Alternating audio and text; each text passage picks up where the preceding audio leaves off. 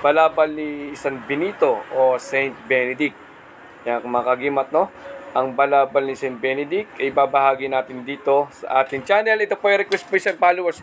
Ito po yung comment na nabasa po natin paghingi na po ng balabal. Sa mga kagimat, na ito na naman ninyong kagimat, si Heping Agimat na mahilig sa agimat. Pero wala namang agimat. Nasa puso ang tunay na agimat.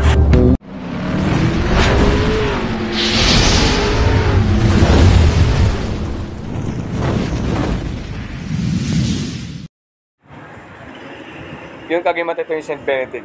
Ayan, konting ano muna. Ito pong balabal Saint Benedict, ito po yung request po ng isang followers po natin na nahiling po nung i-upload ko yung balabal ni Saint Benedict. Pero kagimat, no? Papalala ko po, no? Yung mga balabal, pag gumamit ng gamutan, kailangan muna natin i-erga muna yung poder ng Saint Benedict. Poder, balabal. Yan, pwede po poder lang bago kayo manggamot. Papalala ko rin po sa inyo na yung basig ng likod ng harap ay napaka-importante po. Ay nagagamit po sa mga gamutan para po lamang po sa mga ibang ano po natin, no, para malaman po niyo ibang kakayahan. Kagaya na banggit ko, mga kagimat, yung basig ng likod at harap ng Saint Benedict ay nagagamit po sa gamutan. 3 usal po ng basag ng harap, 3 pakuros na ihip sa ulo, 3 usal din po ng basag ng likod, 3 hihip sa ulo, baklas po yung mga sakit na gawa po ng spiritual na pamaano po niyan. At bibigyan na rin po ng mga dagdag idea po para po sa gagamit ng Saint Benedict. Kasi po ito, request po na, no, bago natin ibahagi yung balabal po ni San Benito o Saint Benedict, bago natin ibahagi, isang dagdag alaro lang po.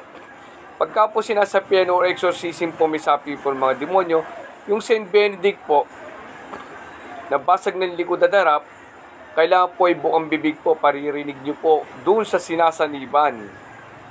Pero kung yan po ay baklasan po, usal lang po, tapos ihip sa ulo ng pakuros, yung basag ng likod at harap. Pero pagka po yan po ay sinasaniban na, nagwawala ng mga demonyong sapi, yan po ay binabanggit ng bukang bibig. Pinaririnig nyo po doon sa may sapi po. Yan, isang dagdag po idea. Ito po ay hindi ko pinanam, may iba-ibang aral din po.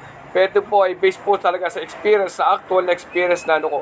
Una po ninyo, kahit po sa live, ay may sinapian po. Yan din po ang ginamit ko sa live na sinasapian po.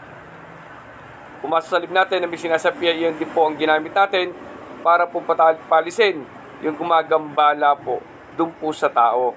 Yan, dagdag idea lang po, no? Ito yung ating balabal. Babahagi natin na may ingatan nyo. Ito na yung babahagi natin na balabal ni San Benito. Naway ingatan nyo. Usalin nyo lagi, araw-araw po yan. Mas maganda po bago malis ang bahay at bago matulog. Yan, isang dagdag idea po, no, para sa mga paggagamit po nito, no. Maraming salamat. Ito na po, babahagi na natin yung balabal ni San Benito. Ito na, let's go!